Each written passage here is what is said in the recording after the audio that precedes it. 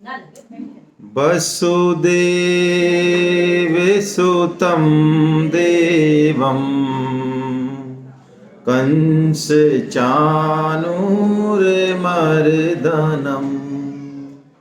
देवकी परमानन्दं कृष्णं वन्दे जगद्गुरु। आप सभी वैष्णव जनों के चरणों में दंडवत प्रणाम। हरे कृष्णा हरे कृष्णा हरे कृष्णा। मोक्ष संन्यास योग इस 18वें अध्याय पे हम लोग आ चुके हैं। भगवान श्री कृष्ण की अद्भुत कृपा है। दूसरा अध्याय भगवत गीता की नींव है। दूसरे अध्याय में भगवान ने उन सब बातों को कहा जो कि गीता में आगे आने वाली हैं, और 18वां अध्याय संपूर्ण गीता का पुनः दिग्दर्शन है। जो भी गीता में अब तक आया उसको भगवान पुनः सार रूप में 18वें अध्याय में कहते हैं। पहले यदि विस्तार से कहा तो यहां संक्षिप्त रूप में कह देंगे, पहले संक्षिप्त में कहा तो यहां विस्तार से कह देंगे, पहले किसी और तरीके से कहा तो यहां किसी और तरीके से कह देंगे। और ये 18वां अध्याय बहुत रहस्यमय है। ये संपूर्ण गीता का ऐसा मान ले कि उत्तान है। उत्तान मतलब जैसे मंदिर के ऊपर शिखर नहीं होता, ऐसे ये शिखर है, इसलिए इसको शिखर के ऊपर भी कलश होता है। इसलिए जो संत ज्ञानेश्वर जी ने, जिन्होंने ज्ञानेश्वरी लिखी है, मराठी में भगवत गीता के ऊपर टीका लिखी है, उन्होंने इस अध्याय को कलशो अध्याय भी कहा। यानी संपूर्ण 18 अध्यायों में ये कलश के समान है और संपूर्ण गीता का सार इसमें है। इसलिए ये एको अध्याय भी कहलाता है। एको अध्यायी गीता भी ये अध्याय कहलाता है। तो इस अध्याय को आइए हम ठीक से समझने की कोशिश करें, क्योंकि इसी अध्याय में बिल्कुल अंत में जाके अर्जुन को भगवान वो बात बताने वाले हैं जो कि हर किसी से कही नहीं जाती। एक विशेष परिस्थिति में, एक विशेष भाव में ही वो बात कही जाती है, और उस बात को गीता की अंतिम से अंतिम बात संतों ने बताया है। तो आइए हम इस अध्याय को शुरू करते हैं। जैसा इसका नाम है, मोक्ष संन्यास योग। मोक्ष के मायने क्या? मुक्ति। और गीता जीवन मुक्ति की बात करती है, यानी जीते जी मुक्ति की बात, मरने के बाद नहीं, जीते जी। इस मनुष्य जन्म में आकर कम से कम इतना साधन तो हमें कर लेना चाहिए कि हमारा अधः पतन नहीं हो। यदि हम वास्तव में विवेकशील हैं, विवेकवान हैं, तो कम से कम मनुष्य योनि में आके अब हम आगे जो अधम योनियां हैं, जो नरक हैं, उनमें तो कम से कम हम नहीं जाएं। यदि इतना भी नहीं कर पाए तो फिर तो मामला गड़बड़ है। इसके लिए भी संतों ने बड़ी जोरदार चीज बताई, हम चर्चा कर चुके, पुनः एक बार कर लेते हैं कि यदि हम गीता के 5 दिव्य श्लोक भी डेली बोले, कौन से? चौथे अध्याय के 6वें श्लोक से 10वें श्लोक तक, यदि ये 5 दिव्य श्लोक भी हम डेली बोलते हैं तो स्वामी जी महाराज ये वचन देते हैं, ये बात बताते हैं कि हमारा अगला जन्म मनुष्य योनि में ही होगा, हमारा अधः पतन नहीं। हमने कैसे कर्म किए वो छोड़ें, लेकिन ये तो एक बहुत छोटी बात हुई। कम से कम इस जन्म मरण के चक्र से तो हम मुक्त हो जाएं, इतना तो कम से कम कर लें।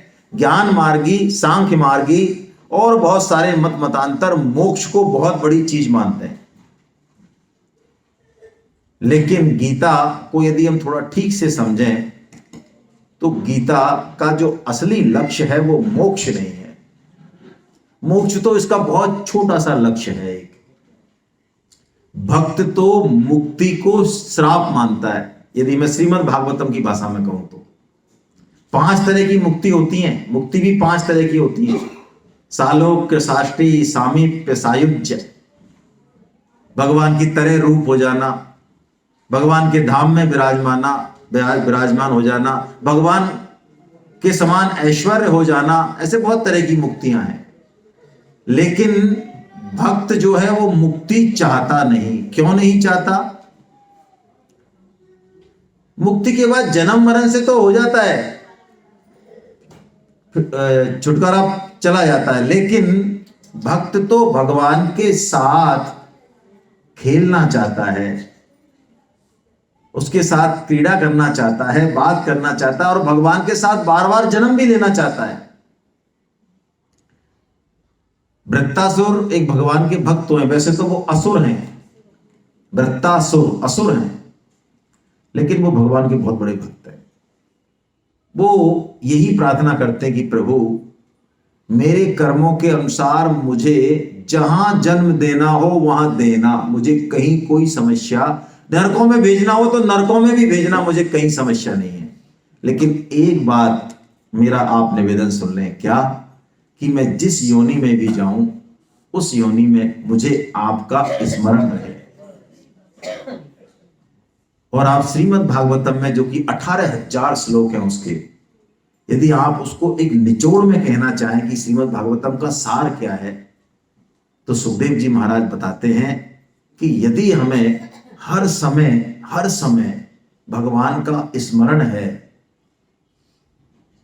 तो यही बस श्रीमद् भागवतम की सर्वोच्च अवस्था है। उसमें श्लोक आया एक, हरि स्मृति सर्व विपद विमोक्षणा। यानी यदि भगवान का स्मरण आपको है तो जीवन की कैसी भी कठिन से कठिन परिस्थिति हो, हमारा वो कुछ नहीं बिगाड़ सकती। तो वृत्तासुर कहते हैं मैं चाहे किसी भी योनि में चला जाऊं, मुझे आपका स्मरण रहे। भक्त भगवान का प्रेम चाहते हैं और भगवान भी जो जन्म लेते हैं वो इसी प्रेम का आदान प्रदान करने के लिए लेते हैं। ये मोक्ष संन्यास योग का मतलब है कि ऐसी बात बताने वाले हैं भगवान इस अध्याय में जहां पर मोक्ष का भी संन्यास हो जाए, यानी उस परम प्रेम की बात बताने वाले हैं। ये 4 पुरुषार्थ तो हैं इंपॉर्टेंट, कौन कौन से? धर्म, अर्थ, काम और मोक्ष। लेकिन भक्त इन चारों को भी नहीं चाहता। भक्त एक 5वें पुरुषार्थ को चाहता है। वो 5वां पुरुषार्थ क्या है? वो है प्रेम।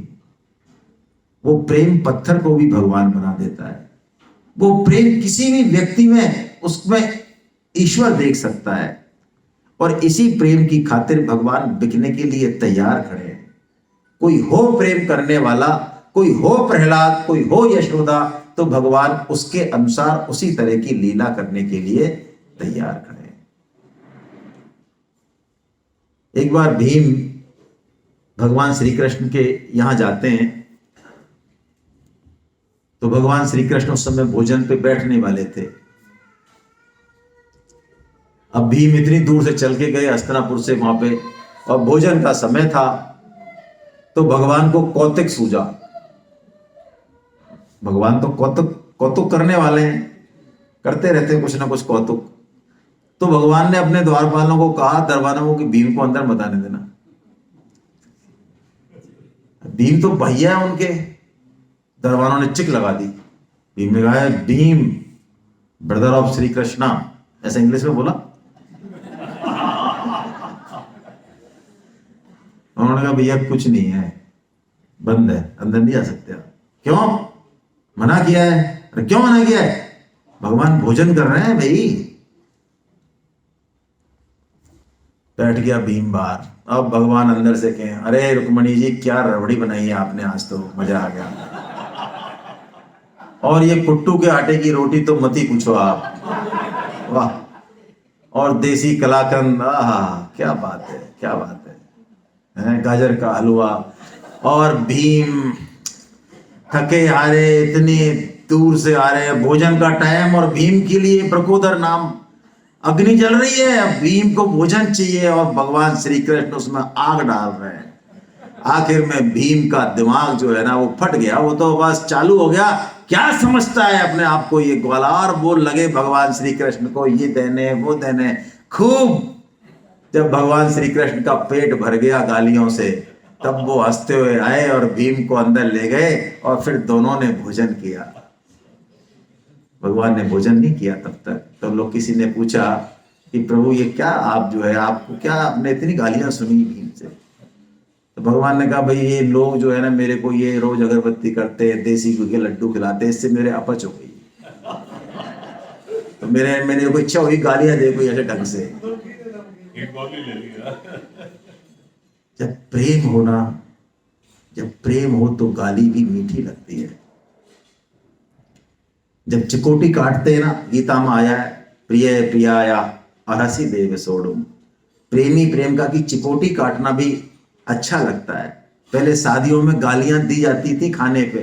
आप में से कई पुराने लोग हैं, उन गालियों को आजकल के हम जैसे पढ़े लिखे सुन ले तो डंडा लेके आ जाएगा, आजा भैया। पहले तो ये क्या कह रहा है, तो हमारे मम्मी के लिए कैसे कह रहा है, हमारे पापा के लिए, आ तू बाहर आ बेटा पहले।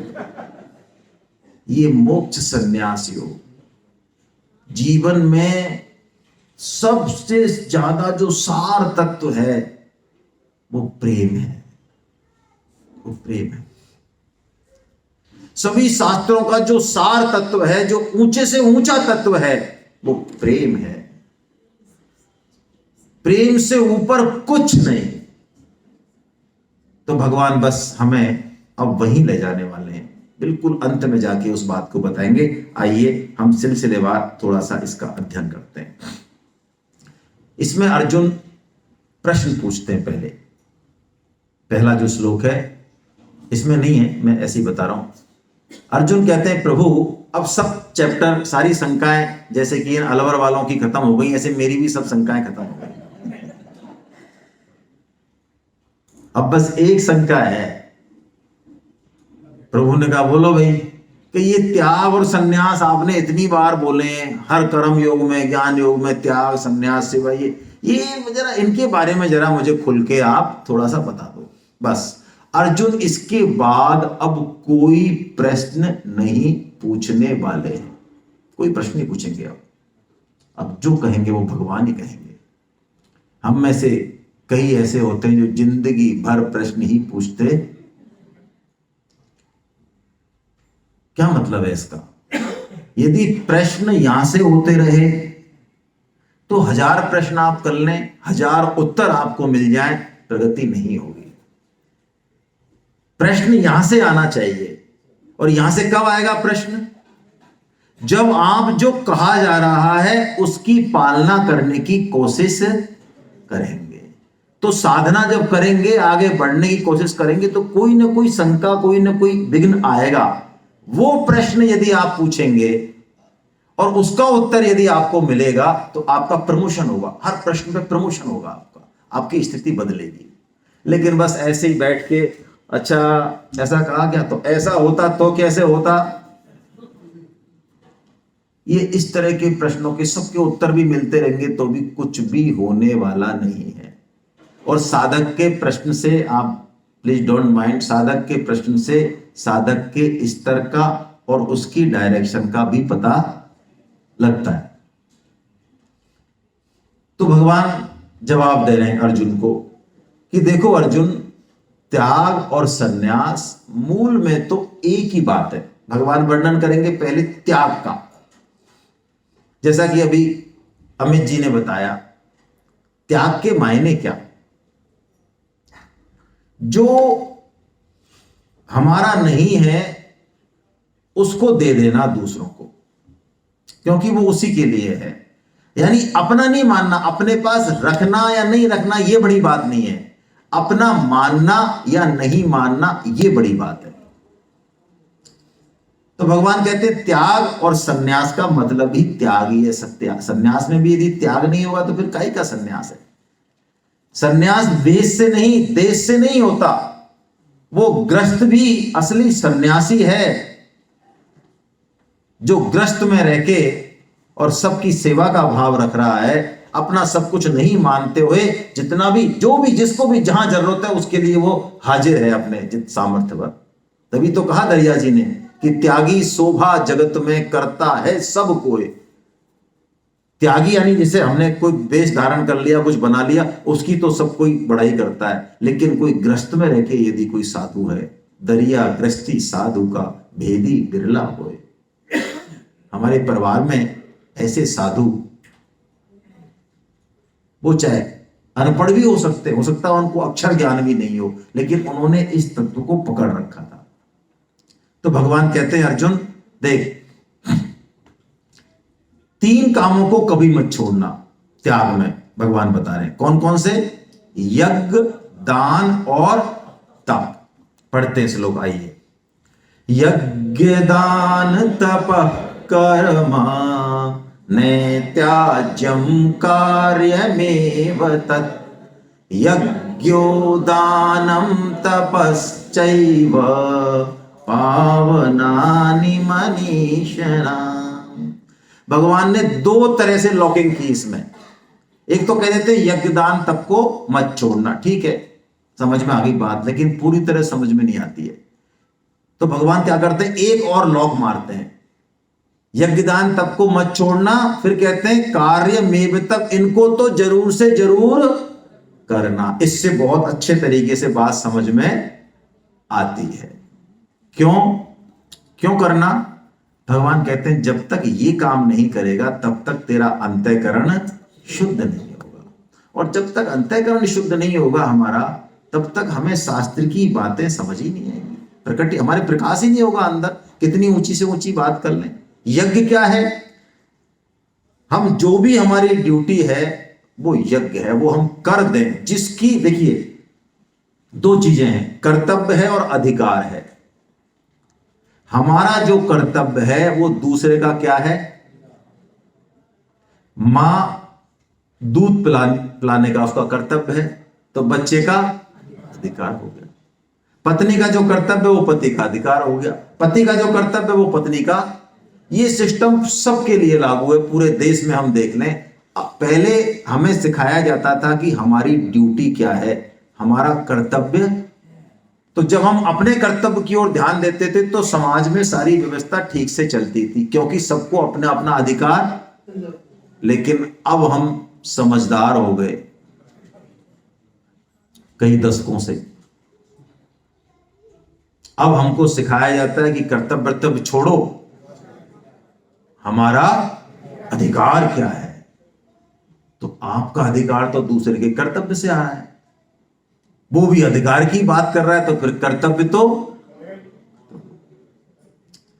स्वामी जी कहते हैं किसी घर में 2 किलो भी चीज आए और उसमें सब में त्याग की भावना हो, भाइयों में, बहन में, बुआ में, पापा में, मम्मी में, सबके, भाई हमारी बहन को रख देना, इनको ठीक अच्छी मिठाई अच्छी लगती है, वो कहे नहीं हमारे पिताजी को पहले थोड़ा सा रख देना, बेटी का ऐसा भाव है, सबका ऐसा भाव है, तो वो 2 किलो चीज भी 20 किलो की बराबर हो जाएगी। और मान लो वहां पे समझदार लोग ज्यादा हों उस घर में, तो खाऊं वाले, अब 2 की जगह 5 किलो चीज आई, तो उसमें से 3 किलो तो हमने अलमारी में रख दी, वो तो पता ही नहीं भाई आई 2 किलो, वो तो हम अकेले में खाएंगे, हम और हमारी वाइफ। कमाने वाले हमें। तो भगवान ने कहा यज्ञ, दान और तप, ये 3 चीज हमें करनी ही है। ये हमें सबसे पहले सीखना चाहिए सबको, यदि आगे बढ़ना है तो। तप का मतलब क्या? संयम। जीवन में देखिए, दुख आएगा आएगा आएगा, सुख आएगा आएगा आएगा। सुख आए चाहे दुख आए, दोनों में भगवान की कृपा का यदि अनुभव हो रहा है तो इसका मतलब हमारा तप बहुत बढ़िया से चल। तप का मतलब ये नहीं है कि भैया जबरदस्ती कोई प्रतिकूल परिस्थिति, पहले जैसे अच्छा तप करना है क्या, तो ठीक है मैं एक टांग पे खड़ा हो जाता हूं और छत पे 12 घंटे खड़ा रहता हूं, फिर हम कहते हैं वाह प्रभु क्या तप किया आपने यार। कई लोग कहते हैं साहब आप वहां गए क्या भीलवाड़ा में उस चौराहे पे? हाँ मैं क्यों? वहां पे एक महात्मा है, वो 11 साल से लेटरिन नहीं गए, एक टांग पे खड़े, कितनी बड़ी बात है। देखो आप क्या है, ये कहां दिमाग जा रहा है हमारा? क्या करना है ऐसे तप का? एक टांग पे खड़े 11 साल से, फलाने ने कर दिया ठीक है, ये क्या, ये तप है? शरीर को कष्ट देके संसार से मान बढ़ाई लेना, ये तप है, ये घोर तामसिक क्रिया है। ये विवेकानंद जी एक बार खड़े थे, एक साधु खड़ा था वहीं पे, उनको नदी पार जाना था तो इंतजार कर रहे थे। तो साधु को लगा पहले फोटो तो उतरी दी है, विवेकानंद जी लगते हैं, नाम था उनका पूरी इंडिया में। तो उसने पूछा, एक सन्यासी जो था, आप क्या विवेकानंद जी हो? उसने कहा हाँ। किस लिए खड़े हो? क्योंकि नाव आएगी तो मैं जरा चला जाऊंगा। उसने कहा इतना दुनिया में तुम्हारा नाम है, नाव के लिए खड़े हो? देखो, उसने कोई मंत्र बोला और वो पानी पे चला गया और दूसरे किनारे पे जाके खड़ा हो गया। खड़ा रहा, वो आगे गया नहीं। हाँ, ये तप वाले ज्ञानी लोग ऐसे ही खड़े रहते हैं। क्यों खड़ा रहा? कि विवेकानंद आएंगे तो थोड़ा सा बताऊंगा। अब विवेकानंद जी जब नाव आई तो 2 आने दे के चले गए। वो आए, जैसे उस आए पकड़ लिया विवेकानंद जी को, देखा विवेकानंद जी ने, आपने कितने साल खर्च किए इस तपस्या के लिए, इस तप के लिए सिद्धि? 20 साल मैंने तप किया, सिर्फ 2 आने की कीमत है तुम्हारे 20 साल के तप की। क्या है इस तप में? तो तप का मतलब ये, और दान तो हमने बता ही दिया, समझ ही लिया। तो ऐसे हम जो है यज्ञ, दान और तप को जीवन में लाएं। ये सबसे पहली बात तो करें बड़ी बड़ी, लेकिन यज्ञ, दान, तप हमारे जीवन में हो। रघु वंश जिनके नाम पे पड़ा है, वो रघु राजा, आप शास्त्र में उनकी कहानी पढ़ेंगे। रघु राजा हर साल या 2 साल में पूरे पृथ्वी के राजा थे वो, रघुवंश के राजा रघु। वो इतना बड़ा यज्ञ करते थे कि उनके पास कुछ भी नहीं बच, सोने के बर्तन, चांदी कुछ नहीं, सिवाय अपनी पत्नी के मंगल सूत्र के अलावा उनके पास कुछ नहीं बचता था। ये शास्त्र में आया है कि एक बार वो यज्ञ करके लौटे ही थे कि कौत्स नामक एक ब्रह्मचारी आया, और कौत्स नामक ब्रह्मचारी आया तो राजा रघु जो है उसको मिट्टी के पात्रों में उन्होंने जो कुछ उनके पास था वो देने निकले। देने का भाव, दान में बिल्कुल किसी भी वस्तु की तो अहमियत नहीं है। आप मान लें, जब तक हमारे दिमाग में वस्तु की अहमियत है तब तक अभी हम दान का और सेवा का भाव समझे नहीं है। वस्तु आवश्यक है व्यवस्था के लिए, ऐसा नहीं समझें, लेकिन वस्तु से सेवा नहीं होती। सेवा कुछ अलग चीज से होती है। भगवान शंकराचार्य जी 8 साल के ब्रह्मचारी, जिनको सारे वेद रटे हुए, ऐसा प्रखर उनका मुखमंडल, एक बार खड़े हुए, भिक्षाम देहि। ब्रह्मचारी को यह निर्देश है कि 3 बार वो भिक्षाम देहि कहेगा, फिर चल देगा आगे। एक बहुत बुढ़िया थी उस घर में, अकेली थी, और किस्मत से उसके घर में कुछ नहीं उस दिन। और उस जमाने में यह होता था कि ब्रह्मचारी किसी के घर से खाली हाथ चला जाए, इससे बुरी बात तो कोई हो नहीं सकती। क्या करे वो बुढ़िया? एक बार उन्होंने बोला भिक्षाम देहि, सोचने लगी, दोबारा बोला भिक्षाम देहि। उसके आंगन में एक पीपल, उसका आंवले का पेड़ था, चढ़ भी नहीं सकती, बड़ी मुश्किल से गई, एक आंवला मुझे मिला पड़ा हुआ। उस आंवले को उठाया उसने और हिलती हिलती छड़ी टेकती हुई गई। तीसरी बार बोलने ही वाले थे कि प्रणाम किया, हे ब्रह्मचारी, हे भगवान, आप इस आंवले से लेके इस आंवले को आप और संतुष्ट हो जाइए, प्रसन्न हो जाइए। भगवान शंकराचार्य जी उसका भाव देख के रो पड़े। कैसी है मेरी माता ये? और भगवान शंकराचार्य वो तो भगवान है, तत्क्षण स्वरचित उस समय उन्होंने मां लक्ष्मी की स्तुति की। कनक धारा स्त्रोत आप शास्त्र में पढ़ लें, कनक धारा स्त्रोत उन्होंने बोला उसी समय अपने मन से ही बना के, तो मां लक्ष्मी ने सोने के आंवलों की बारिश कर दी, पूरा भर गया उसका। आज भी जो धन के आकांक्षी हैं वो कनक धारा स्त्रोत को कहते हैं। ये दान, तो यज्ञ दान तब जो जिस सामर्थ्य में है वो अवश्य करे, लेकिन बदले में कुछ चाहे ना, ये बहुत बड़ी बात है। मैं धन्य हूं भाई, आप अलवर वासी धन्य हैं। छुपाऊंगा तो नहीं मैं कोई चीज, झूठ तो बोल नहीं सकता। मेरे मन में भी बहुत कटुता थी, डर भी था। क्या डर था? मुझे बताया गया कुछ, मैं आया हूं पहले, कई बार रहा भी हूं यहां अलवर में, सर्विस भी की है। किसी ने कहा भाई बिना मात्रा का शहर है ये,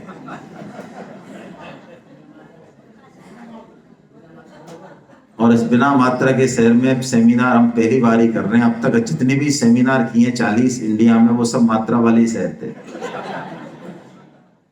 लेकिन मैं धन्य हूं, धन्य हूं।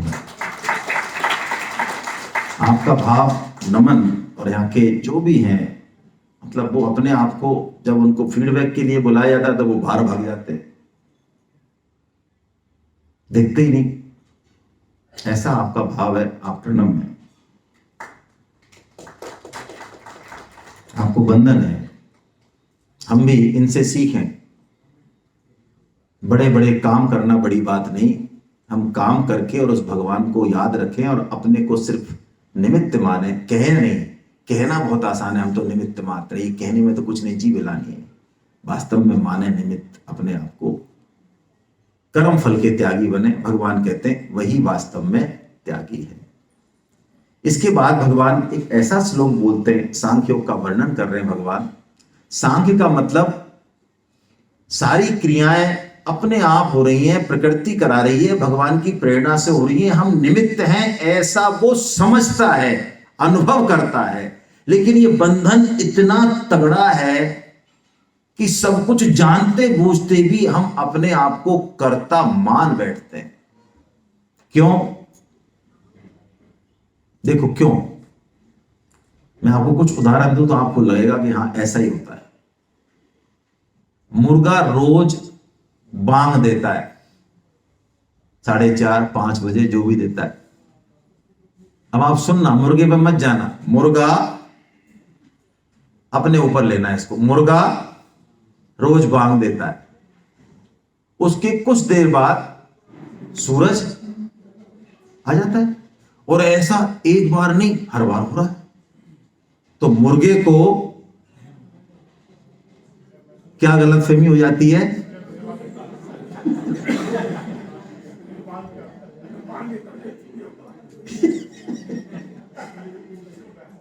मुर्गे को यह गलतफहमी हो जाती है कि मैं बांग देता हूं तो सूरज, और मैं बांग नहीं दूं तो, मैं ये काम नहीं करूं तो।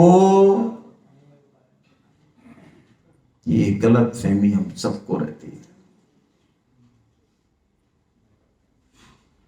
कहते हैं जगन्नाथपुरी की यात्रा निकलती है तो बड़े बड़े संत, क्योंकि भगवान जगन्नाथ विराजमान है, बड़े बड़े संत महात्मा दंडवत देते हैं, प्रणाम करते हैं, भीड़ चलती है लाखों की। और उसके आगे, रथ के आगे एक कुत्ता भी चल रहा होता है संयोग से। तो उस कुत्ते को लगता है यार देखो आज हमारी इज्जत समझी लोगों ने। अब तक तो ये हमको ऐसे मारते पीटते रहते थे, देखो आज हमको पता चला हम क्या चीज है। इतने सारे लोग हमको जो है नमस्ते कर रहे हैं, मान बढ़ाई दे रहे हैं। क्या प्रभु आप, क्या बढ़िया हो आप, क्या बोलते हो आप। जोरदार है मामला आपका।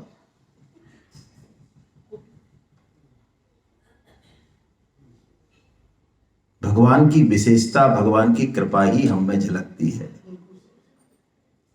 नमन उसी को है। यदि बीच में कभी पकड़ा गलती से तो बहुत पिटाई होने वाली है, बढ़िया वाली, इसी जीवन में। तो ये सांख्य योगी क्या करता है? सांख्य योगी इस सिस्टम को समझ जाता है कि मैं सिर्फ निमित्त मात्र हूं। हां, मैं सहयोगी तो हूं भगवान की कृपा से। जैसे कि ये दीवार है, मान लो, है ना, तो दीवार में कितनी सारी ईंट हैं, बहुत सारी ईंट है, हर ईंट का एक रोल है। लेकिन कोई एक ईंट, एक शायर कहता है कि गलतफहमी का आलम इस कदर है दोस्तों, गलतफहमी का आलम इस कदर है दोस्तों, हर ईंट सोचती है कि दीवार मुझी पे टिकी है।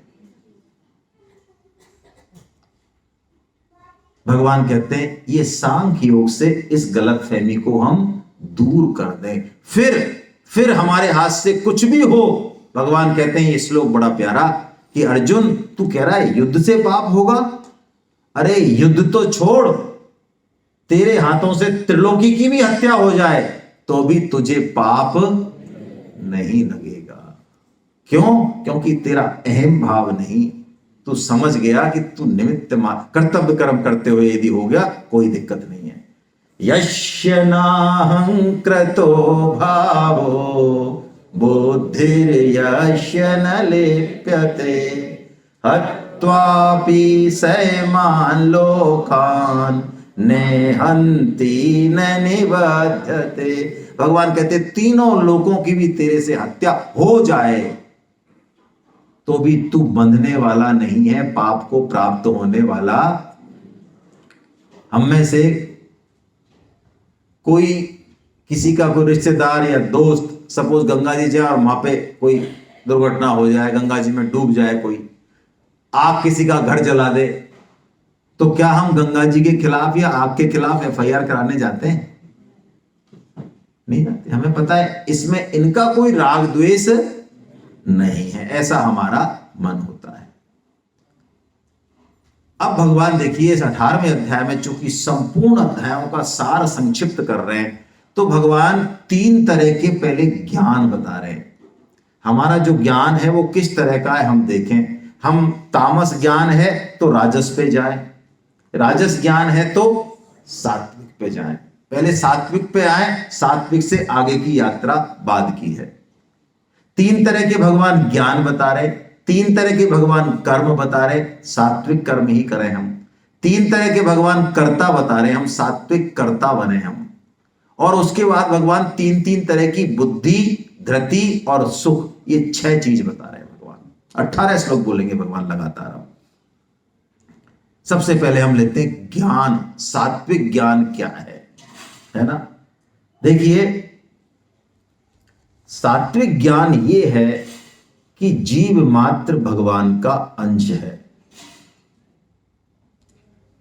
जीव मात्र में भगवान ही विराज रहे हैं। इसका मतलब हमारी चर्चा हुई है समवर्तन नहीं करना, मतलब सबसे समान व्यवहार नहीं करना, लेकिन तत्व रूप से परमात्मा सब में है, ये बात हमें समझ में आनी चाहिए।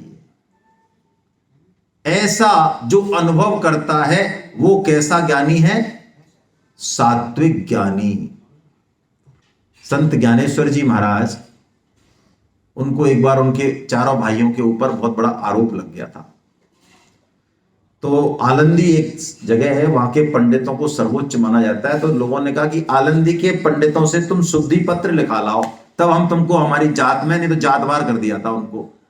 तो आलंदी में क्वेश्चन आंसर चल रहे थे। अब संत ज्ञानेश्वर तो भगवान के बहुत बड़े भक्त हैं, पंडित तो निरुत्तर हो गए। संत ज्ञानेश्वर जी बोल रहे थे कि जीव मात्र में एक ही आत्मा है।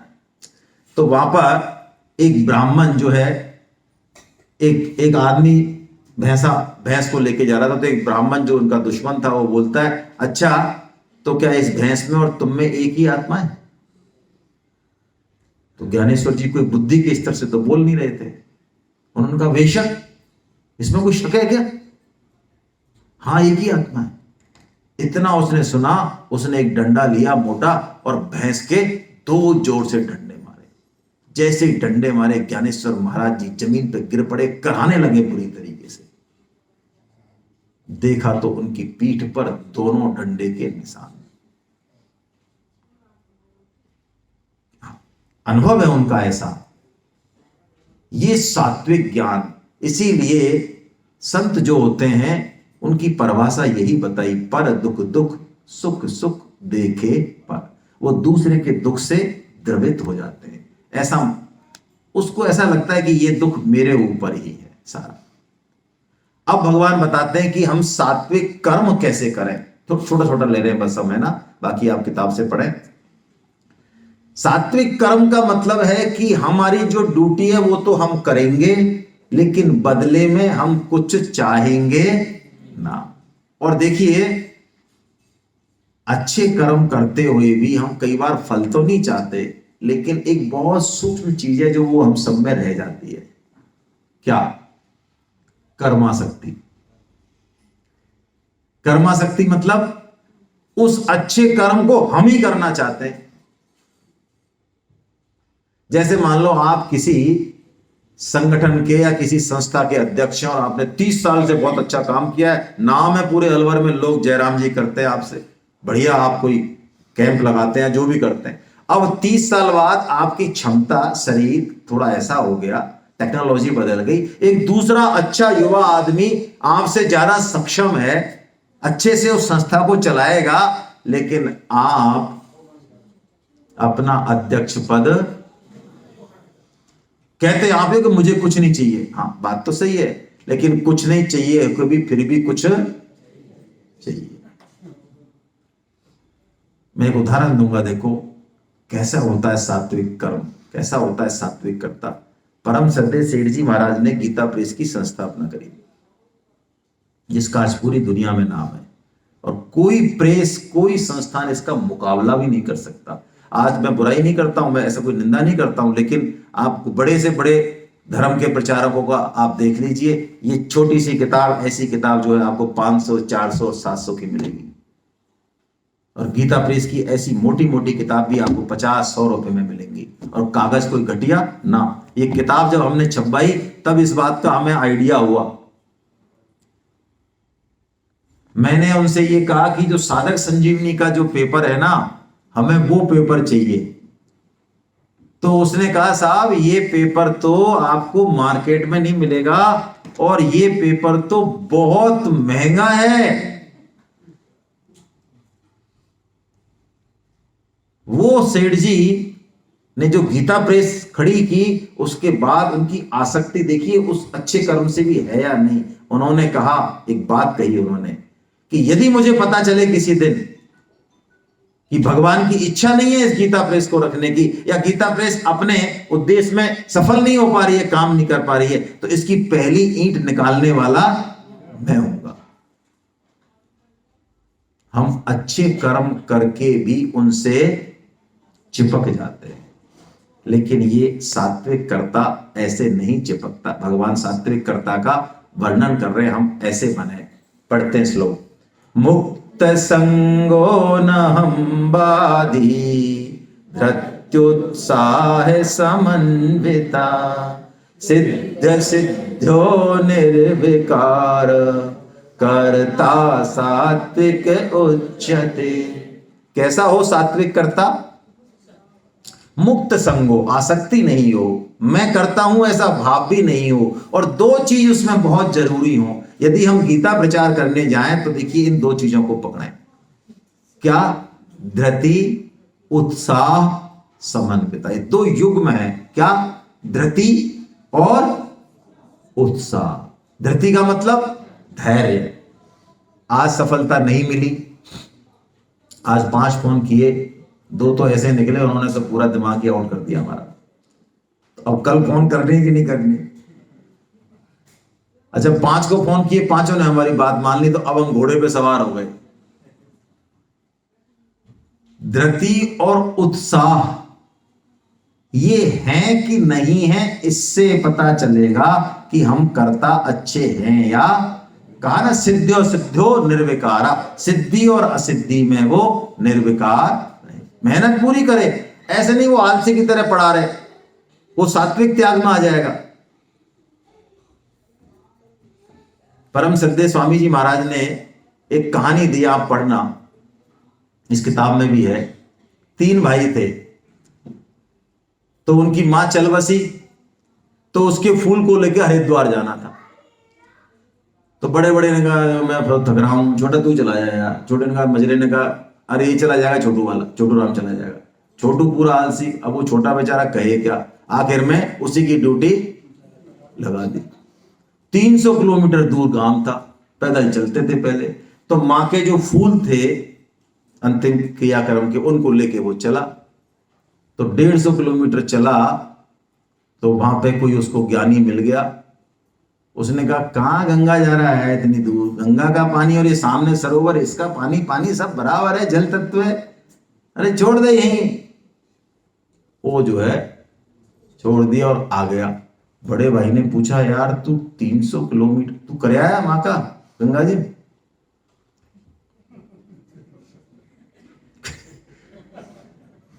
यार तू इतनी जल्दी कैसे आ गई? अब वो माँ जो है उसी दिन बड़े भाई के सपने में आई, अरे कि ये मेरे को भाई सरोवर में पट गया है, ये गंगा जी नहीं ले गए। तो सुबह जब बड़े भाई की नींद खुली, उसने बुलाया, क्यों रे तू सरोवर में ही पट गया है, माँ को गंगा में नहीं लेके गया? तो वो तो आलसी था, टट्टू राम था पूरा। उसने कहा अरे भैया हमारी मैया बहुत भोली है रे, अरे वो 150 किलोमीटर इधर चली घर की तरफ, वो उधर चलती तो गंगा जी नहीं पहुंच जाती।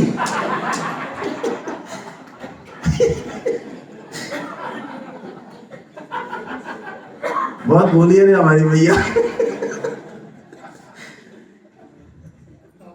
हमारी मैया बहुत भोली है, ऐसा करता नहीं भाई, है ना, ऐसा तामस करता नहीं बने हम। चलिए अब भगवान बताते हैं बुद्धि की बात, कि हमारी बुद्धि कैसी हो, सात्विक बुद्धि क्या है।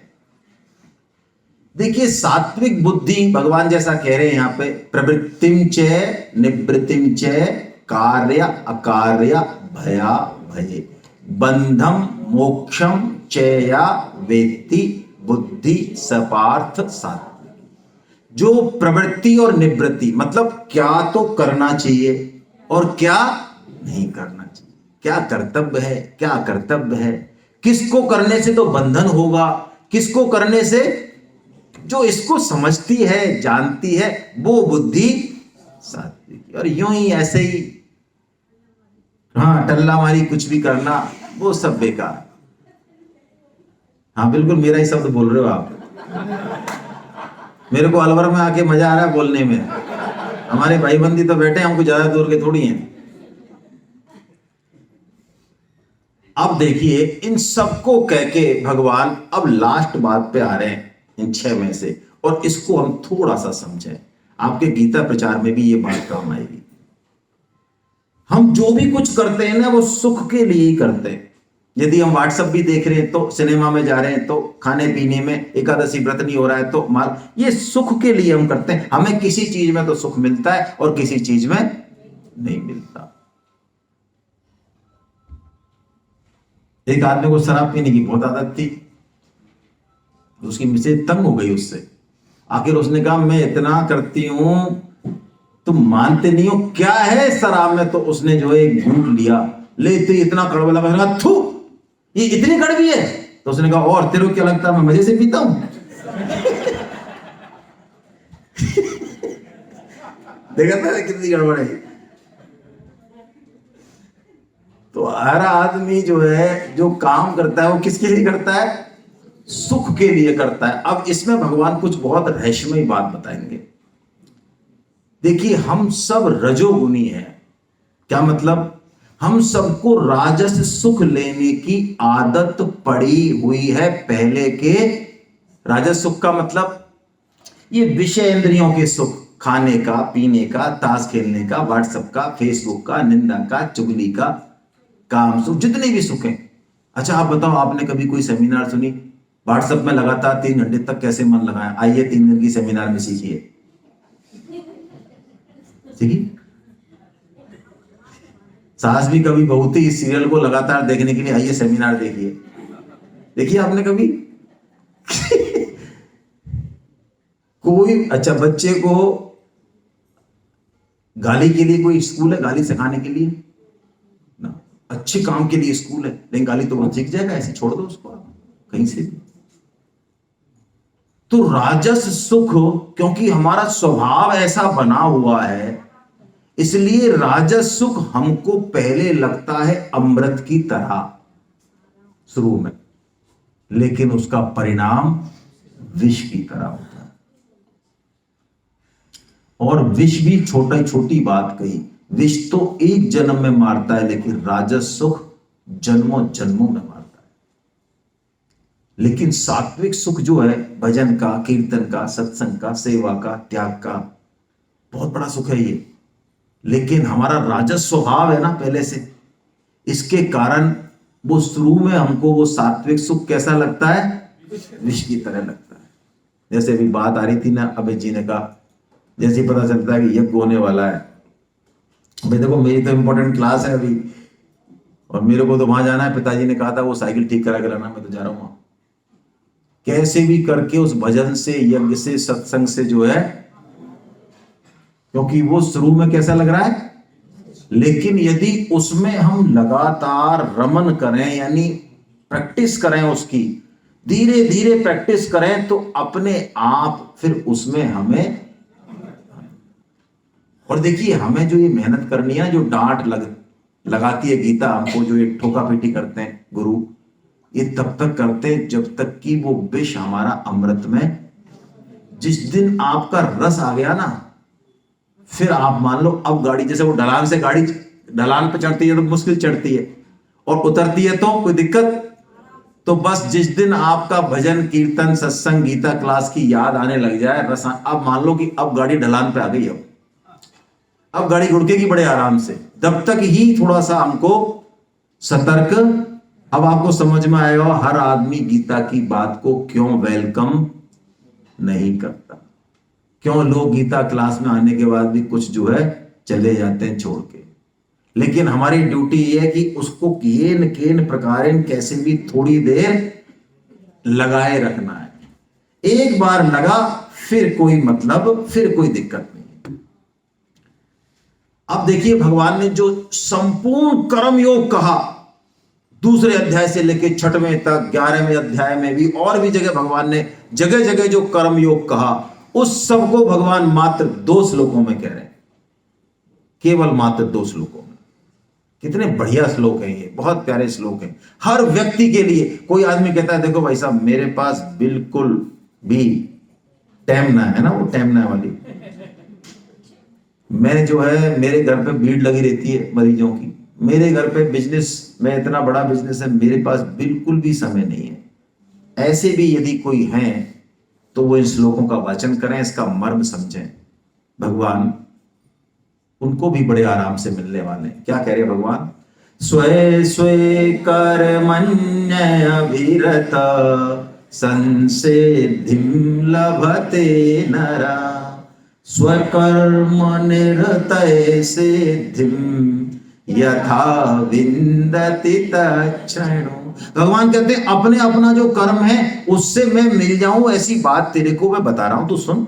अच्छा, अलग से पूजा पाठ करने की कोई जरूरत ना, कोई जरूरत नहीं। भगवान करें, अच्छा कैसे मिलोगे, यतै प्रवर्ति भूताना येन सर्वमिदं ततं स्वकर्मणा तमभ्यचर्य सिद्धिं विन्दति मानव। अर्जुन स्वकर्मणा, तू अपने कर्मों से अभ्यचर्या, तू मेरा अर्चन कर, मेरी पूजा कर, यानी हम जो कर्म करें उसको पूजन के भाव से करें। देखो ठाकुर जी के लिए हम भोग बनाते हैं तो पहली रोटी या 2 रोटी में हमारा भाव रहता है कि हम ठाकुर जी के लिए बना रहे हैं, लेकिन बाकी में हमारा भाव ऐसा नहीं रहता। यदि बाकी में भी, क्योंकि ये सब ठाकुर जी के जन हैं, यदि ऐसा भाव हो जाए तो वो रोटी बनाना भी भगवान की बहुत बड़ी पूजा हो जाएगी। लोग कहते हैं बिजनेस में तो झूठ जरूरी है, बिजनेस कैसे दूसरों की भलाई के लिए हो सकता है, बिजनेस में तो खुद का स्वार्थ देखते हैं। परम सदगुरु सेठ जी महाराज ने इस बात को जी के दिखाया 40 साल। आप में से जो साहित्य पढ़ते होंगे सेठ जी के, सेठ जी बहुत बड़े व्यापारी थे कपड़े के, और आपको आश्चर्य होगा मैं जो बात बताने वाला हूं। जब कपड़े के दाम बढ़ने वाले होते, उनको पता था, पूरे ऑल ओवर इंडिया के व्यापारी थे, बढ़ने वाले होते तो वो ग्राहक आता तो पूछते अच्छा कितना कपड़ा चाहिए, हमारा 10 थान दे दो। क्या काम है ये काम, 10 थान से क्या होगा, इतना बड़ा ब्याह है तेरे, 20 थान ले जा, कपड़ा कोई खराब होता है। क्योंकि उनको पता था कि ये कपड़े के दाम भी स्थान देते, और जब कपड़े के दाम घटने वाले होते तो पूछते अच्छा क्या है, कितने चाहिए, 10 स्थान चाहिए हमारा। क्या करेगा 10 का, 5 ले जा, 2 ले जा, दूर हूं क्या मैं, फिर आ जाना, फिर ले जाना। तो क्या लगता है इस भाव से वो सड़क पे आगे होंगे शायद। आप किस सब्जी वाले के पास, किस परचूने वाले के पास जाते हो जो पूरी तरह से ईमानदार है, आपको बढ़िया चीज देता है, उसके पास, या कोई आपके साथ चीटिंग करता है उसके पास। आप 20 किलोमीटर में भी गाड़ी वहीं रोकोगे जो आपको इस तरह की करता है। ये सबके साथ है। परम श्रद्धेय सेठ जी महाराज का कहते हैं गीता भवन में आटा, दाल, चावल और सारी चीजें रखी रहती थी, और तराजू रखा रहता था, और रेट लिस्ट रखी रहती थी, और गुल्लक रखी रहती थी। तो हमारे जैसे समझदार सेठ जी कहते क्या, कम से कम किसी को तो बैठाया करो, आप मत बैठो। तो सेठ जी कहते मेरे आज तक ऐसा हुआ ही नहीं कि सामान चला गया और पैसे नहीं आए।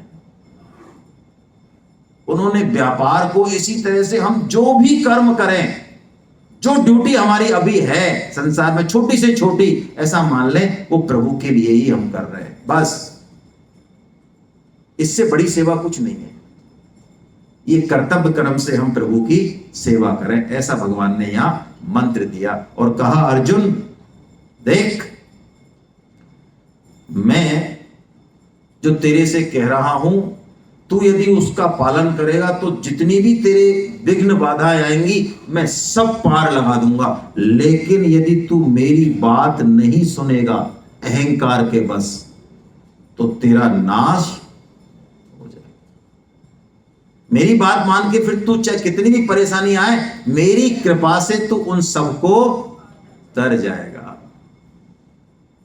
जब व्यक्ति चला जाता है ना, तब उसकी महत्ता समझ में आती है। ये हम सबके साथ है। अर्जुन जब भगवान श्री कृष्ण से मिलने जाते हैं युद्ध के बाद, तो वहां जाके पता चलता है कि भगवान श्री कृष्ण तो रोते हैं, अर्जुन बिलखते हैं अर्जुन। और भगवान का जो आदेश था किसी, उसको सुन के वो जो भगवान श्री कृष्ण की रानियां थी उनको लेके आते हैं, तो छोटे मोटे भील, वो जंगल के डकैत लुटेरे, उन्होंने वो अर्जुन का गांडीव धरा रह गया, वो गोपियां लूट ली, सारा सामान वो सब लूट लिया। समय बड़ा बलवान है? वही अर्जुन वही बाण।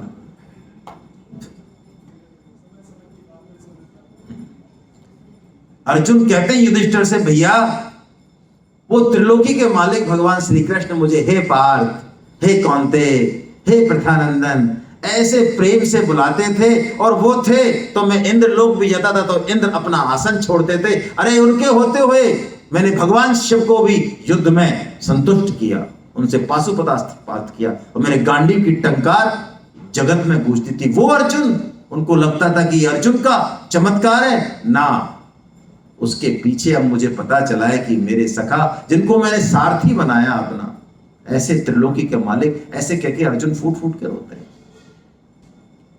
भगवान की कृपा का यदि हमें अनुभव हो जाए, अभी भी सिर्फ कृपा का अनुभव हो जाए, तो हम कहीं भी रहें, जंगल में रहें, बड़ी से बड़ी सिटी में रहें, कुछ ना करें, बस एक अंदर से अहोभाव, एक जैसे कृपा का अनुभव होने के बाद जो धन्यवाद निकलता है भगवान के प्रति, बस उसी से हमारा काम हो जाएगा।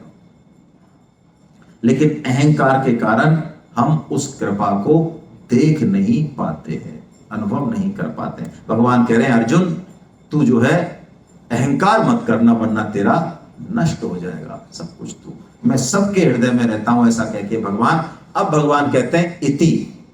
इति इति का मतलब जहां पे संपूर्ण ग्रंथ खत्म हो जाता है। भगवान कहते हैं देख अर्जुन, इति ते ज्ञानमाख्यातम गुह्यात गुह्यतरम मया विमृश्यै तदशेषेण यथेच्छसि तथा कुरु। देख अर्जुन, मुझे जो कहना था वो मैंने कह दिया, अब यथेच्छसि तथा कुरु, तेरे जचे जो। वाह, देखो कैसे भगवान, ये बात तो भगवान वही कह सकते थे जब अर्जुन ने कहा था कि भाई मैं युद्ध नहीं करूंगा, कि ठीक है तेरी जचे जो कर। वहां कहा गया भगवान ने, वहां नहीं कहा। यहां भी भगवान जो कह रहे हैं इसके पीछे एक बहुत बड़ा रहस्य है। देखिए, बच्चों को हम गाइडेंस दें, उनके साथ खड़े रहें, लेकिन एक लिमिट तक खड़े रहें। यदि बच्चों को ये गलत फहमी हो गई कि हम कर्म करें चाहे ना करें, कुछ भी करें, ये पिताजी सब वजन ढोलेंगे, मम्मी जी सब वजन ढोलेंगी, उनका स्वाभाविक विकास। एक जर्मन के बहुत बड़े वैज्ञानिक हुए, उन्होंने तितली जब निकलती है तो एक छेद से निकलती है, बहुत छोटा सा छेद होता है, और वो उसमें बहुत ज्यादा जो है इधर से उधर होती है, बड़ा कष्ट पाती है, तब जाके वो निकलती है।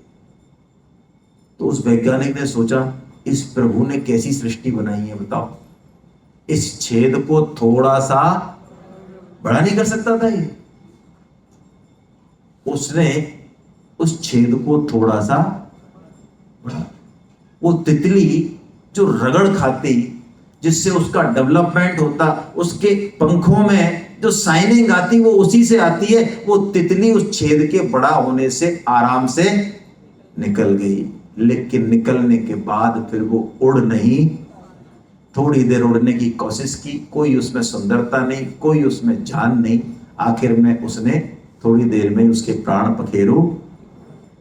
हम जो बच्चों को ब्रांडेड कपड़े, ब्रांडेड चीजें, दुनिया भर का ओवर प्रोटेक्शन, उसकी जो बैसाखी बने रहते हैं 25-30 साल के बाद भी, वो एक तरह से उनकी हत्या करना है। क्योंकि जब उनको जरूरत होगी इस जमाने में अपनी जगह बनाने की, लड़ने की, प्रत्युत्तर देने की, तब वो फेल साबित होंगे। यहां भगवान श्री कृष्ण भी कहते हैं, क्योंकि उनको पता है कि अर्जुन को मैंने सब कुछ बता दिया, कर्म बता दिया, ज्ञान बता दिया, भक्ति बता दी, एक से एक बढ़िया बात बता दी, फिर भी अर्जुन अभी कुछ बोल नहीं रहे। तो भगवान ने जैसे कि धक्का नहीं देते किसी को कि अब तेरी इच्छा हो जो कर, लेकिन अर्जुन तो अर्जुन है, वो सब कुछ सहन कर सकते हैं, लेकिन भगवान का वियोग सहन। अर्जुन को लगा, अरे मैं कितना बड़ा मूर्ख हूं, भगवान मेरा त्याग कर रहे हैं कि मेरी इच्छा हो जो कर। मैंने भगवान को अब तक कुछ नहीं कहा, वो समझ गए। तो अब अर्जुन के आंखों में से आंसू हैं, लेकिन गले में से कोई शब्द नहीं निकल रहे हैं। बस वो दीनहीन की तरह भगवान से प्रार्थना कर रहे हैं, हे प्रभु ये क्या कर रहे हो। शब्द नहीं है अब उनके पास, अब अर्जुन कोई शब्द बोलने वाले नहीं है। अब तो मानो वो पूरी तरह से भगवान के ऊपर आश्रित होके और हाथ जोड़ के खड़े हैं, प्रभु मेरे पास तो केवल और केवल तुम्हारा ही आश्रय है। आपको ध्यान हो तो जब वनवास होता है तो भगवान श्री राम जा रहे होते हैं तो माता सीता तैयार हो जाती है। माता सीता तैयार होती हैं, इतने में लक्ष्मण जी आ जाते हैं। तो भगवान श्री राम आज्ञा देते हैं उनको, लक्ष्मण भरत और शत्रुघ्न यहां नहीं है, इतना बड़ा राज्य है, माता कौशल्या और उनकी हालत खराब, हमारे पिताश्री बिल्कुल बेहोशी की हालत में, तुम यहीं रहकर और प्रजा का पालन करो और इनको देखो। क्या लगता है लक्ष्मण ने आज्ञा मानी उनकी? भगवान श्री राम की आज्ञा कोई गलत है? लेकिन ये बात कुछ और है। यहां पे यहां धर्म की बात नहीं, यहां परम धर्म की बात हो रही है। लक्ष्मण जी जो कहते हैं उसके बाद भगवान श्री राम के पास उत्तर नहीं होता कुछ। राम बिलो की बंधु कर जोरे, देह गेह सब तृण सम तोरे, मोरे एक सबहि तुम स्वामी,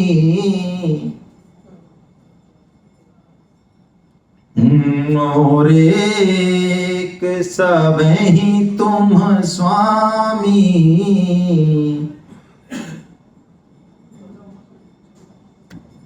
अंतर्जामी। मैं तो भूल गया भाई। दीन बंधुर अंतर्जामी।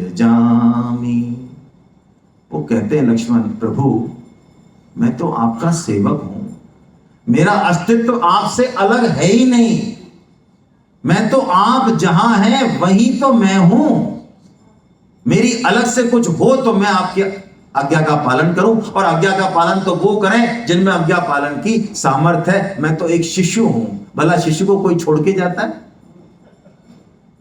जो बड़े हैं, जो ज्ञानी हैं, जो भक्त हैं वो करें पालन, मैं तो आपका दूध पीता बच्चा हूं।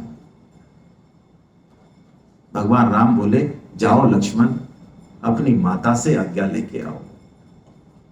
और माता, क्योंकि लक्ष्मण लक्ष्मण है ना, तो लक्ष्मण ऐसे ही थोड़ी आ गए, वो लक्ष्मण की माता भी तो लक्ष्मण की माता ही है, वो सुमित्रा जी है ना। वो जो उपदेश देती हैं अपने बेटे को, वो बहुत विलक्षण उपदेश है भाई। मेरे को पता नहीं, याद नहीं आ रहा, मैं यहीं से बोलता हूं कुछ। तात तुम्हारी मातु वैदेही, पिता राम सब भांति स्नेही। लक्ष्मण, कौन है तुम्हारी मां? सीता है। कौन है तुम्हारे पिताजी? राम है। ये बात तुलसीदास जी ने नहीं कही है, आप वाल्मीकि रामायण पढ़ें, लक्ष्मण एक श्लोक बोलते हैं भगवान जब ऐसा कहते हैं कि प्रभु ये सब बात ठीक है, लेकिन मैं एक बात और बता देता हूं, मैं दशरथ जी को अपना पिता नहीं मानता हूं। ये मैं वाल्मीकि का वाक्य बोल रहा हूं। मेरे जो कुछ हो, माता पिता भ्राता बंधु सखा स्वामी सब कुछ आप हो। तो वो कहते हैं, राम प्राण प्रिय जीवन जी के, स्वार्थ रहित सखा सब ही के, पूजनीय प्रिय परम जहाते, सब मनि है राम के नाते। क्या बात है। सुमित्रा जी कह रहे हैं, जब राम नहीं वहां तुम्हारा क्या काम? अरे इस जगत में जितने भी नाते हैं, रिश्ते हैं, वो राम के नाते हैं। तुम्हारा तो जन्म ही राम के लिए हुआ है। और तुम ये मत समझना कि कैकेयी ने वनवास दिया है राम को। राम तुम्हारे भाग्य के वनवास जा रहे हैं। तुम आज्ञा मानने आए हो बेटा, मेरी तो आज्ञा तुम्हारे साथ। कैसी मां है वो। यही बात अब भगवान श्री कृष्ण कहने वाले हैं। अर्जुन की जो भाव दशा है उसको देख के अब भगवान श्री कृष्ण वो घोषणा कर रहे हैं जो हर किसी के सामने नहीं की जा सकती। ऐसी सर्वगुह्यतम, इससे गोपनीय बात कहीं गीता में दूसरी कोई है नहीं। लेकिन इसकी घोषणा करने से पहले अर्जुन जैसा भाव, अर्जुन जैसी अनन्यता, अर्जुन जैसी स्थिति चाहिए। इसलिए भगवान इस कोहिनूर हीरो को निकालते तो हैं, लेकिन निकालते ही बंद कर देते हैं। क्या है वो कोहिनूर हीरा? आइए हम श्लोक पढ़ें। सर्वधर्मान परित्यज्य मामेकं शरणं व्रज, अहं त्वां सर्व पापेभ्यो मोक्षयिष्यामि मा शुचः। हे अर्जुन, तू सब धर्मों का त्याग करके केवल और केवल मेरी शरण ले ले, और मैं तुझे सभी पापों से मुक्त कर दूंगा। तू चिंता मत कर। क्या कहा भगवान ने? धर्मों का त्याग कर दे या अधर्मों का त्याग कर दे? धर्म कहा कि अधर्म कहा? धर्म कहा। आप कहेंगे धर्म का त्याग, बहुत बड़ा पेच है यार। जितने भी धर्म हैं वो सब उस परम धर्म की सिद्धि के लिए है। यदि उस परम धर्म की सिद्धि नहीं हो रही है तो वो धर्म भी किसी काम का नहीं है। गोपियों को जब भगवान वेणुवाद करके बुलाते हैं तो पहले तो भगवान बुला लेते हैं वेणुवादन करके, और जब गोपियां पहुंच जाती हैं तो ठाकुर जी जो है मुस्कुराते हैं। भाई देखो, रात के टाइम स्त्री का घर से बाहर निकलना ठीक नहीं है, और तुम्हारे पति हैं, ससुर हैं, बच्चे हैं, तो इसलिए तुम्हारा यही धर्म है कि तुम अपने अपने कर्म से उनका पालन करो, इसलिए तुम वापस। अब गोपियां जो भगवान के प्रेम में आवेशित हैं, वो भगवान की ऐसी कठोर वाणी सुन के क्या बोले, वो अंगूठे से जमीन को कुरेदने लगी, उनके अश्रुओं की धारा उनके पूरे शरीर को भिगोने लगी। और भगवान के इस प्रश्न का आंसर जो गोपियों ने दिया है, तो ठाकुर जी से के पास जवाब नहीं लगा, चुप हो गए ठाकुर जी। उन्होंने कहा हम अपने पतियों के पास लौट जाएं। अच्छा, पति का मतलब क्या? पति जो त्राण, जो रक्षा करे, तब वो अपनी रक्षा नहीं कर सकते, वो हमारी रक्षा करेंगे। और आपने तो खुद नहीं कहा है कि आप ही सबके माता पिता, भर्ता धर्ता सब आप ही हो, गीता में नहीं कह के आए आप? तो हमारे वास्तव के पति कौन है? असली पति जन्म जन्म के। उन्होंने एक स्टोरी सुनाई फिर ठाकुर जी को, गोपियों ने, कि कोई पति परदेश चला गया तो उसकी पत्नी उसका जो है विग्रह, उस पे सेवा पूजा करेगी, हमारे पति देव है। और 6 महीने बाद वो पति देव आए, दरवाजा खटखटाया, पत्नी ने देखा उसमें से, अच्छा आ गए क्या, ठीक है हटो भाई। वो उसको छोड़ के और उसी विग्रह की सेवा करने लगी रहे, तो कैसा लगेगा? उसको क्या करना चाहिए? असली पति की सेवा करनी चाहिए और चित्र की सेवा करनी चाहिए। यत पत्य पत्य सुहृद मनुवृत्ति रंगा। उन्होंने कहा प्रभु आप जो है हमारे जन्म जन्म के पति हैं, ऐसा उन्होंने कहा। ठाकुर जी चुप लगा गए। सर्व धर्मान परित्यज्य, यदि केवल और केवल भगवान का आश्रय है तो फिर धर्म और अधर्म के निर्णय करने की भी हमको टेंशन नहीं है, क्योंकि धर्म के असली आधार भगवान श्री कृष्ण हैं। जब कर्ण का रथ फंस गया तो कर्ण उतरा नीचे और रथ को निकालने लगा, और उसने कहा अर्जुन युद्ध के नियम है, मैं अपने अस्त्र शस्त्र रख रहा हूं, मुझ पे बाण मत चलाना जब तक कि मैं रथ पे सवार नहीं हो जाऊं। अर्जुन ने अपना गांडीव रख दिया। जैसे ही कर्ण उतरा, भगवान श्री कृष्ण ने कहा उठो अर्जुन, चलाओ गांडीव। जो खुद अधर्म करते हैं उनको धर्म की दुहाई देने का अधिकार नहीं। इस समय यही धर्म है। अर्जुन तो गीता सुन चुके हैं ना अब, इसलिए उन्होंने उठाया गांडीव और कर्ण का सिर कलम कर दिया। ये परम धर्म, भगवान की आज्ञा का एज इट इज पालन ही परम धर्म है। जो भगवान कह दें, फिर भगवान कहते हैं तुझे कोई पाप भी लगेगा तो तू चिंता मत कर, क्योंकि पाप और पुण्य का फैसला करने वाले कौन है? ठाकुर जी हैं। हाँ? एक प्रोफेसर को इंटरव्यू में बुलाया आरपीएससी के में, तो एक उनके कॉलेज का एक बच्चा आ गया जो बिल्कुल ठोठ गंवार था, लेकिन फुटबॉल का बहुत अच्छा खिलाड़ी था, और प्रोफेसर को भी फुटबॉल बड़ी अच्छी लगती थी। तो अब इंटरव्यू में आया तो और भी बैठे थे, तो प्रोफेसर ने उससे एक बहुत सिंपल सा प्रश्न पूछा कि यार सोडियम क्लोराइड, जो खाने का नमक होता है, सोडियम क्लोराइड बोलते हैं उसको, NaCl, कि भाई खाने के जो सोडा है उसका क्या फार्मूला है? वो MSc का स्टूडेंट, उसको गधे को इतना भी नहीं आया। उसने कहा सर मुझे नहीं पता। तो प्रोफेसर ने कहा देखो कितना सही बोलता है ये, इसने बिल्कुल ठीक बोला ना, इसको नहीं पता, तेरा सिलेक्शन हो गया बेटा।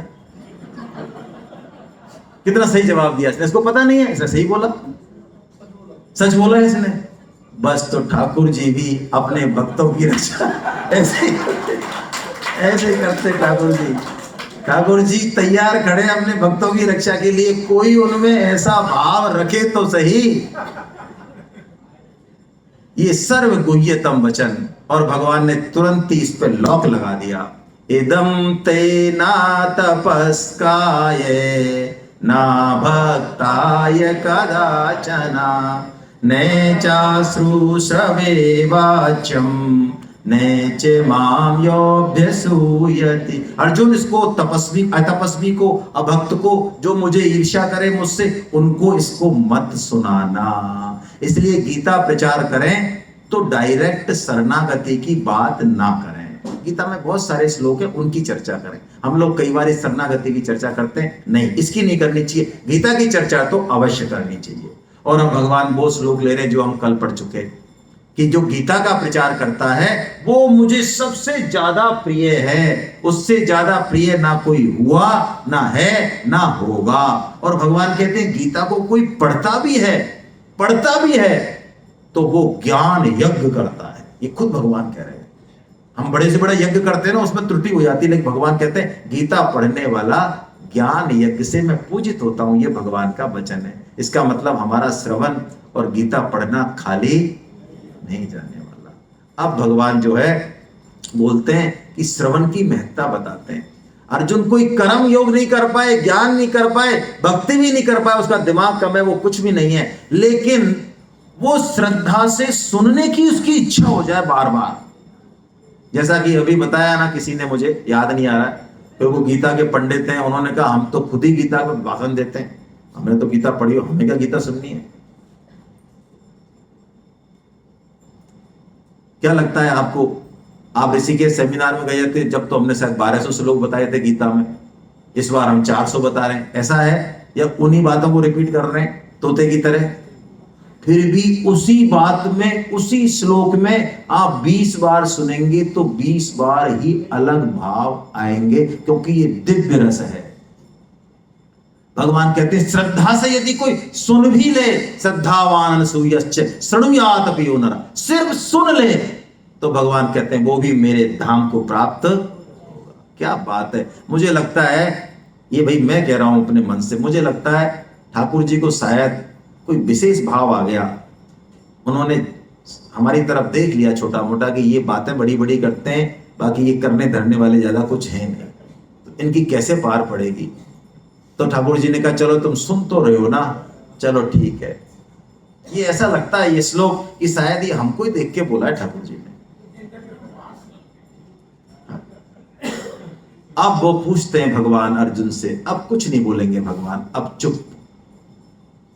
पूछते हैं अर्जुन तुमने ठीक से सुना ना, जो मैंने तुमसे कहा वो ठीक से सुना ना, ऐसा वो बोलते हैं। और देखिए अर्जुन क्या जवाब देते हैं भगवान को। ये श्लोक इतना विलक्षण श्लोक है। ये अर्जुन अब पूरे अर्जुन बन चुके हैं। क्या कहते हैं अर्जुन? नष्टो मोहि स्मृतिर्लब्धा त्वत्प्रसादात् मयाच्युता स्थितोऽस्मि गतसन्देहा करिष्ये वचनं तव। हे प्रभु मेरा मोह नष्ट और स्मृति, मुझे पता चल गया कि मैं कौन सी स्मृति आ गई कि मैं केवल और केवल भगवान का हूं, आपका हूं। लेकिन ये जो मेरा मोह नष्ट हुआ, ये कैसे नष्ट हुआ? मेरी योग्यता से नष्ट हुआ। मैं धनुर्धर अर्जुन हूं, अतिरथी हूं, महारथी हूं, इसलिए नष्ट हुआ। मैंने पीएचडी कर रखी है इसलिए नष्ट हुआ? नहीं।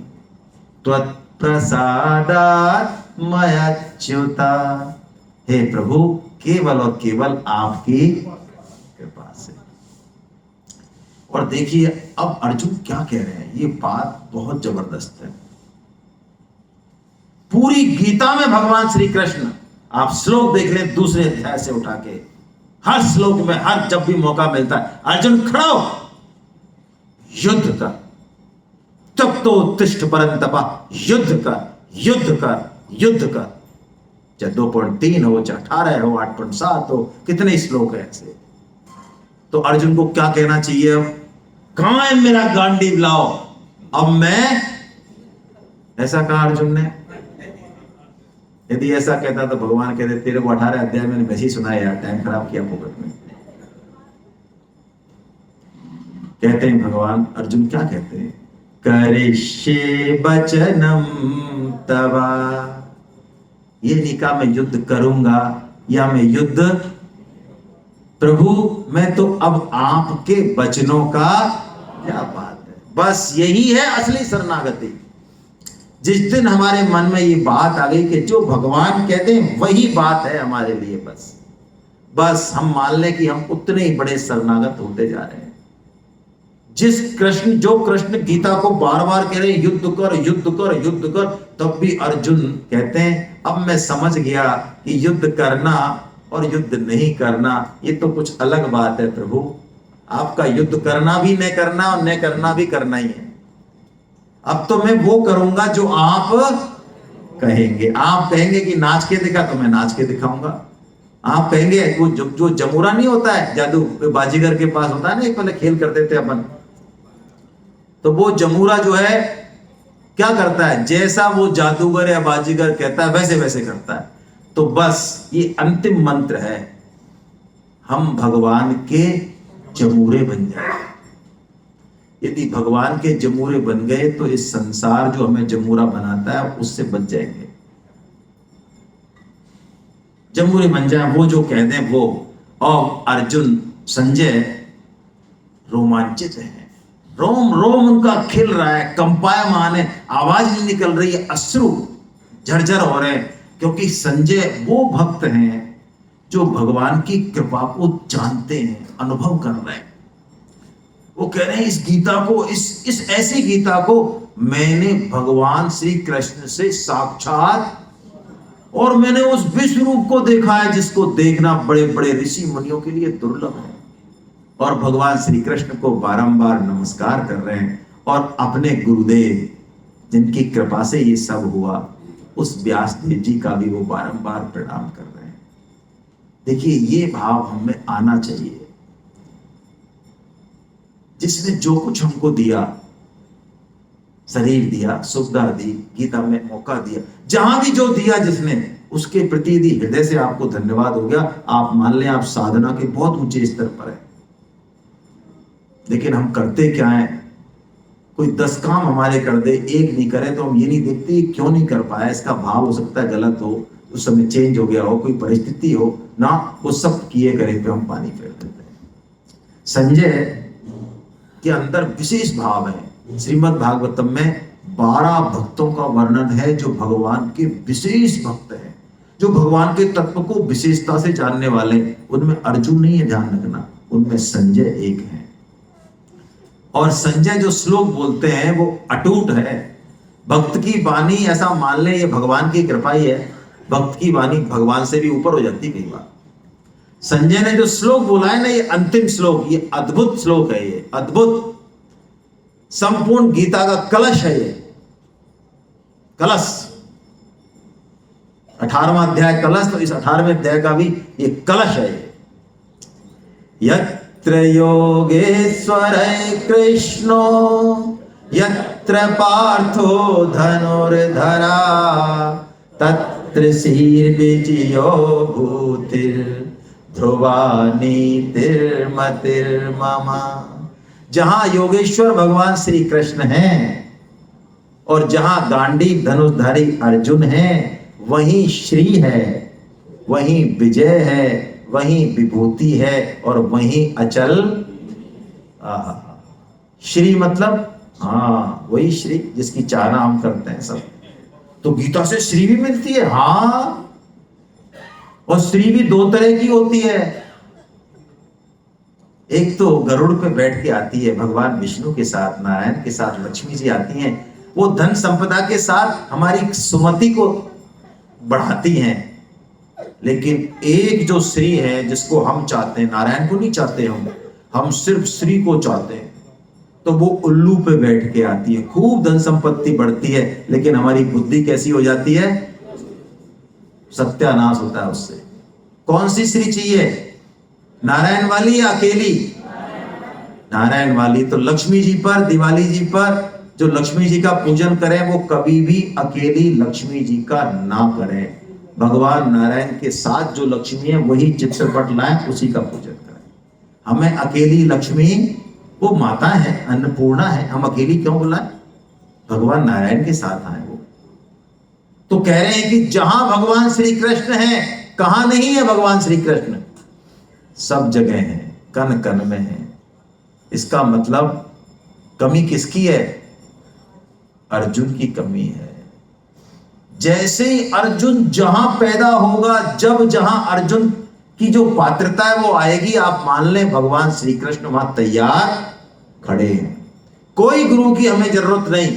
यदि अर्जुन की जैसी पात्रता आ जाए, भगवान श्री कृष्ण हमारे भी रथ को हाँकने वाले, वो तैयार है, हमेशा हमेशा तैयार है। और जहां भगवान श्री कृष्ण है वही धर्म है, वही नीति है, वही विजय है, वही श्री है।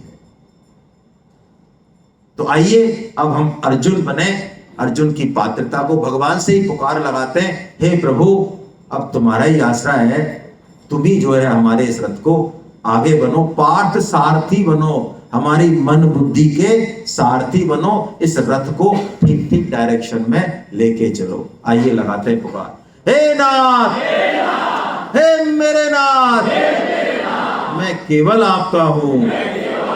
हे नाथ, हे मेरे नाथ, आप कृपा करो, मैं आपको भूलूं नहीं, मैं आपको भूलूं नहीं। नारायण नारायण नारायण। हरे कृष्णा। अब हम लोग ग्रुप फोटो ले लेंगे और 3 दिन में, देखिए अब कई बार आवेश में कई तरह की बातें निकल जाती हैं। कोई भी ऐसी बात निकल गई हो तो कृपया आप सब वैष्णव जनों को मैं दंडवत करते हुए सभी भक्तों की ओर से मैं क्षमा मांगता हूँ। और आपका कृपा आशीर्वाद ऐसे ही बनी रहे और भगवान श्री कृष्ण हम सबके जो है जीवन में प्रकाश फैलाते रहें, इसी प्रार्थना के साथ। हरे कृष्ण, हरे कृष्ण। आइए हम लोग अब एक ग्रुप फोटो करा लेते हैं और उसके बाद जो है